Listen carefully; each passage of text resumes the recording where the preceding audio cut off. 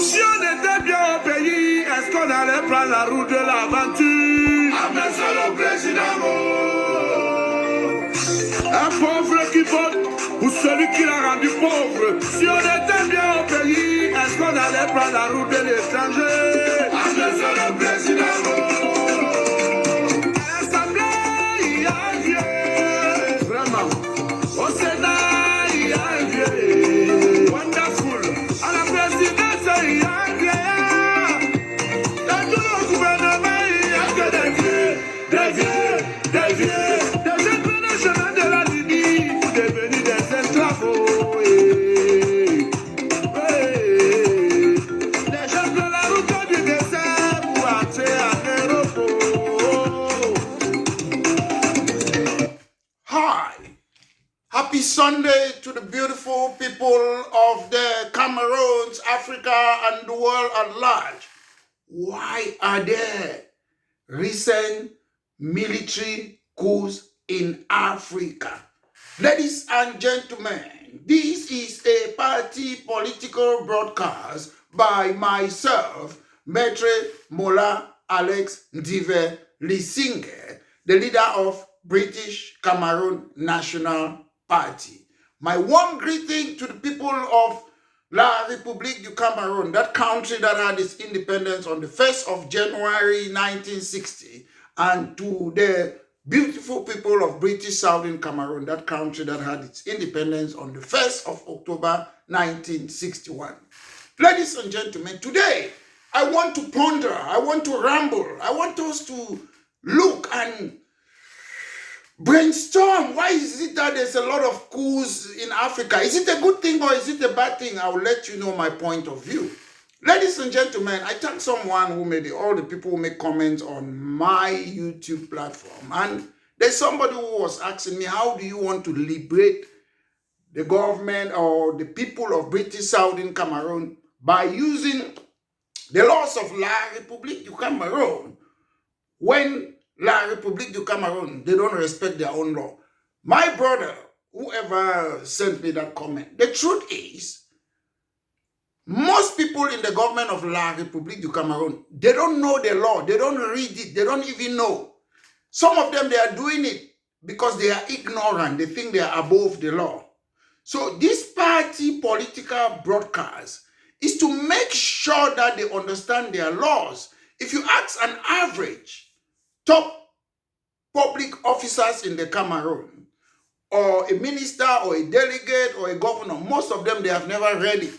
I am here to remind them. I know they follow me, they listen to me, and I'm telling them because once, as I say certain things, they go and read it, and we might not get the effect today, but you see as time goes on, they will start following the law. Because I've been asking them, nobody points out these things. One, if you don't hold the government to account or you don't scrutinize them, they will keep quiet, even if it's a democracy.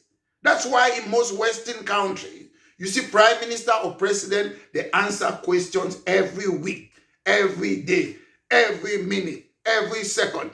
A prime minister of United Kingdom can be on holiday, something important happens, he will abandon that holiday and come to parliament and talk.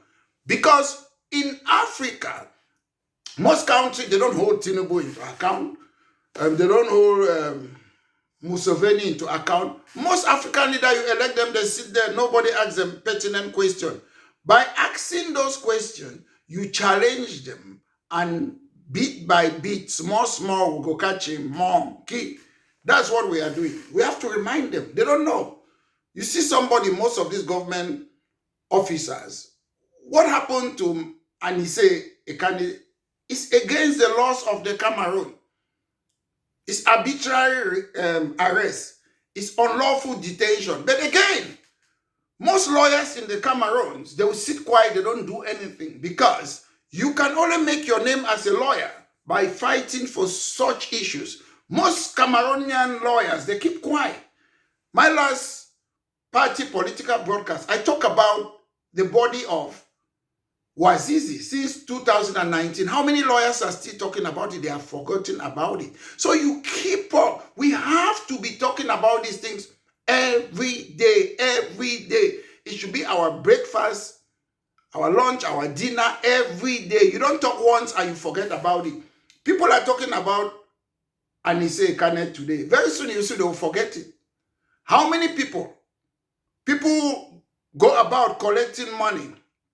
How many of them have collected money or look for some good lawyers and say, let's put this money, let's fight this case, unlawful detention. If it's manslaughter, if they are assassinating, go to the courts in the Cameroons. Listen, some of you think it is easy to go to court and put the law and they trash it under the carpet. It's not as easy as that as some of you think. If you have great lawyers, you put your case there, the law says this, they are not going to succeed. So, ladies and gentlemen, today, I see people, Africans, a lot, not just only the people of the Cameroons. Are we that a drowning man who will clutch at a straw?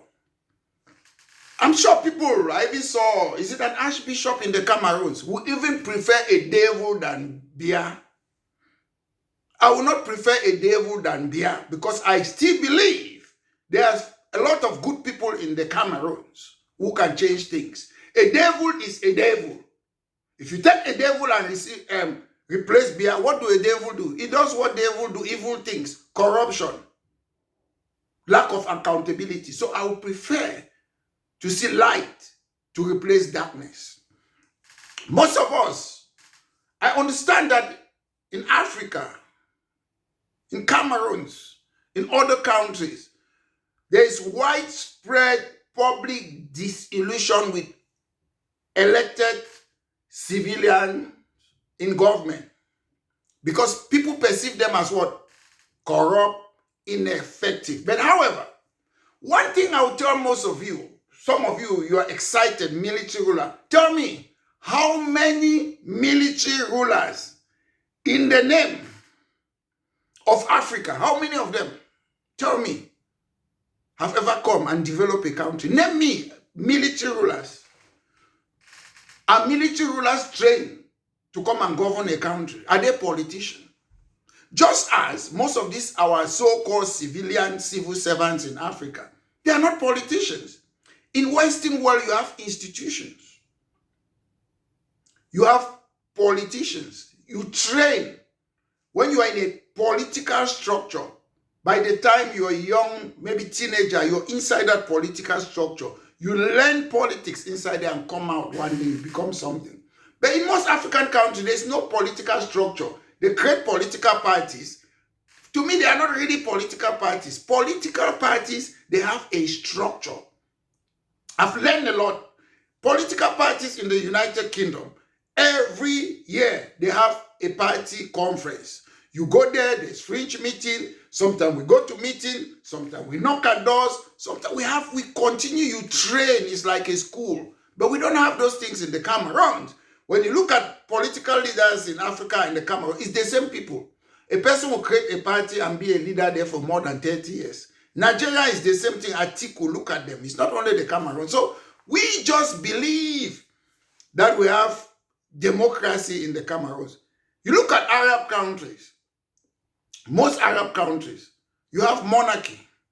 Maybe you think they don't have democracy. If you look at the parliamentarian in most of these Arab countries, they are representative. They represent different constituencies while they have a monarchy. And the most important part, in Arab countries, there is transparency, there is accountability. If you thief money, they'll go cut your hand or they'll go give you death sentence. It's going to happen for all these countries, them. For Nigeria, Cameroon, all these countries. So most of you people say you want military ruler. Military ruler is a normal person like you and myself. They are not different from us. The problem is that person experienced and a good person. How many Captain Traore do we have in Africa? Name me, apart from him, name me another person. It's not because he's military. It is not because he's a military person. It is because he's a good man. Traore is not doing what he's doing because he's a military leader. He is a good man. In the Cameroons, where I come from, name me one military leader who is better off than Paul Biya. Most of them, The deal, Colonel Bank, we say, got oil company. Well, another one, all of them, they have Quartier de General, blah, blah, a new Quartier General. They have all this money.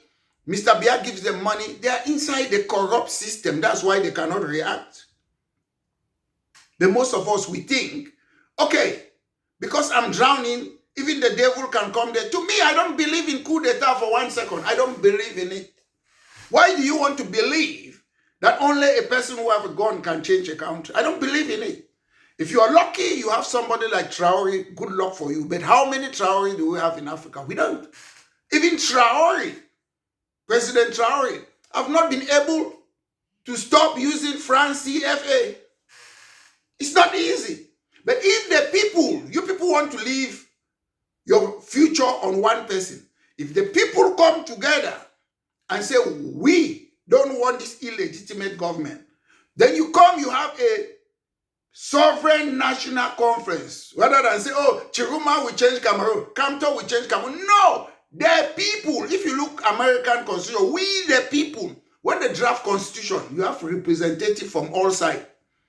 Bakore Bali, this one, this. But when in the Cameroons, one person, Professor Joseph Owona, will sit alone and draft a constitution by himself. That's not how you draft a constitution. You bring everybody. British Southern Cameroon, La République du Cameroun, Bakore, Bali, Douala, Bassa, Bayangi, Oshengingo, Betty, all of them, you bring them. Everybody should there. So nobody should draft the constitution to favor them. The biggest thing, most people think democracy is election. No, the biggest part of democracy is accountability and transparency. Normally, Mr. Tanganji said he gave money to somebody. We want to know where did he get that money. That's accountability. Come and tell us, how much is the salary? Mr. Tanganji, they say you're building a university. They say you have this. Where did you get money? That's accountability. There's something in the United Kingdom they call unexplained wealth. If the police in the UK, they can just sit, they see a big mansion, a big house. Who owned that house? We don't know. They just call you for interview. You have not committed any crime. How did you get that? They call it unexplained wealth. When you come, you explain, okay, I got this money, that's how I constructed the house. You're okay. But if you cannot explain how you got that type of a big mansion or that car, they will prosecute you, you will go to court. You must explain or they will seize it. So that's accountability. But in the Cameroons and in Africa, we say, oh, we'll bring somebody who will do this, you declare asset. Declare asset doesn't matter. Accountability. But the people who are in power are the ones who are governing themselves, are the police, are the executive, are the judiciary in the Cameroon. So it is difficult. So most of us, I don't believe in military rule. Because military rule, they are not trained, they are not necessarily good politicians because you're a military. It's just a uniform. Do they train them to be politicians? No. Look at Africa. Most military rule, you have instability. You have human rights abuses. I'm not talking about one person. Anybody can talk about Traore. That's Traore. Talk about Nigeria. How many military rulers for how many years? What did they do? Talk about other African countries with me. What have they done? Do we have motorway? Do we have... No. So I understand that the reason people are calling sometimes or military rulers is what? Because of what? Poor governance and corruption. We know all these people are corrupt. Some people say, oh, insecurity. That's why you have Mali, Burkina Faso, Niger, all these countries because of what? You have these jihadists, insurgent. But that's not good enough. If I am a civilian president, if we have good institution, the job of a military rather is to look after the security of the country, mostly external security. So why is it that as a civilian, we cannot have an institution as a military that can look after the security? So it's no excuse for coup d'etat to me. It's no excuse. If you look in Africa, again, people are calling for coup. Why? Coups why? Which I don't support coup. What? Lack of democratic dividends. People think because you vote somebody, this. Listen, Most people, I understand, democracy have not given them any dividend. It has not improved their condition, their way of life. But at the end of the day, nobody is saying it's democracy that brings development. It's not democracy. United Kingdom was constructed by dictators. King Leopold of Belgium, a dictator, constructed that country. Russia was constructed by dictators. Berlin was constructed by Hitler, modernized dictator. You look most over the world. The difference where democracy comes in now, it comes now to say, okay, we don't want these dictators anymore, because most of you in Africa, you still have dictators. Forget the election. Hitler was elected, he was a dictator. Saddam Hussein was elected, he was a dictator. They do elect dictators. Ahijo was elected, he was a dictator.